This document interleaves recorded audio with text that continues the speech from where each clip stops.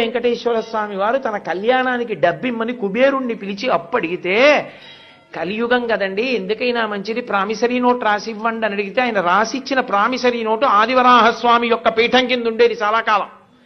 అదే దాన్ని ముద్రణ చేసి గోడ మీద కూడా కట్టారు చాలా కాలం. ఎప్పుడు పుచ్చుకున్నారో, ఏం రాసిచ్చారో, ఏమి సంతకం పెట్టారో కూడా ఉండేది.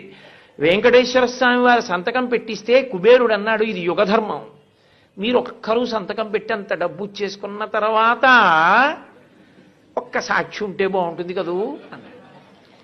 ఏమంటే ఎప్పుడూ అబద్ధం ఆడ్డగా మహానుభావుడు తనలో తను రమిస్తూ కూర్చుంటాడు. శివుడితో పెట్టిస్తాను, పెట్టించండి, పెట్టాడు.